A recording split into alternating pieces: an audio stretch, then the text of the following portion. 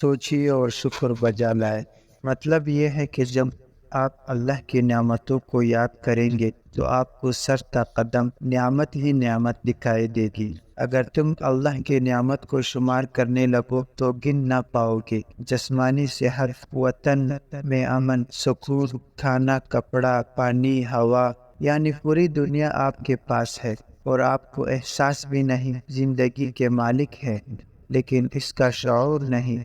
اس نے اپنی ظاہری اور باطنی نعمتیں تم پر انڈے دی ہے۔ آپ کے پاس آنکھیں ہے، زبان ہے، دو ہونٹ ہے، دو ہاتھ، دو پیر ہے۔ اللہ تعالیٰ قرآن میں فرماتے ہیں سورۃ الرحمن میں، تم اپنے رب کی کن کن نعمتوں کو جھٹلاؤ گے؟ کیا یہ آسان بات ہے کہ آپ اپنے پیروں پر چل پھر رہے ہیں جبکہ کتنے ہی پاؤں کاٹ دیے گئے؟ آپ پنڈلی کے بل کڑے ہو جاتے ہیں جبکہ کتنے ہی پنڈلیاں ٹوٹی ہوئی ہیں۔ کیا آپ اس کے مستحق ہیں کہ پرسکون نیند سوئے جبکہ عالم زندگی نے کتنوں کی نیندیں اڑا دی ہے، اور پیٹ بھر کر کھائیں، سیراب ہو کر پیے جبکہ کتنے ہی جن کو کھانا نہیں ملتا؟ بیماریوں نے انہیں کھانے پینے سے روک رکھا ہے۔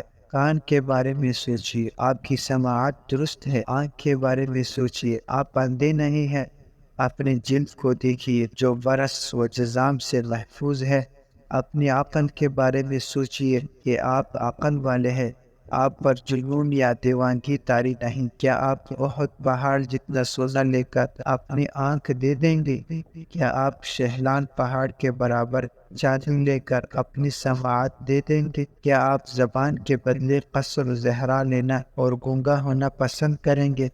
کیا آپ یاقوت اور موتی لے کر اپنے ہاتھوں کا سودا کر لیں گے؟ کتنی نعمتیں ہیں جو آپ کو ملی ہوئی ہے، کتنے انعامات ہیں جن سے آپ لطف اندوز ہو رہے ہیں، لیکن آپ کو اس کا ادراک نہیں۔ آپ کو گرم روٹی، ٹھنڈا پانی، میٹھی نیند اور عافیت حاصل ہے، لیکن پھر بھی پریشان و مغموم ہے، رنجیدہ اور اداس ہے۔ جو مفقود ہے اس کے بارے میں سوچتے ہیں، جو موجود ہے اس کا شکریہ ادا نہیں کرتے۔ مالی نقصان پہنچ جائے تو آپ پریشان ہو جاتے ہیں، حالانکہ خوش بختی، خیر، صلاحیت، نعمتیں اور اشیاء سبھی کچھ تو آپ کے پاس ہے۔ ان کا سلسلے میں آپ سوچئے اور خدا کا شکر ادا کریں۔ تمہارے نفوس میں بھی تمہارے لیے نشانیاں ہیں، تو کیا تم سوچتے نہیں؟ اپنی جان، اپنے گھر والوں، اپنے کام، اپنی صحت، اپنے دوستوں اور ارد گرد کی دنیا کے بارے میں سوچئے۔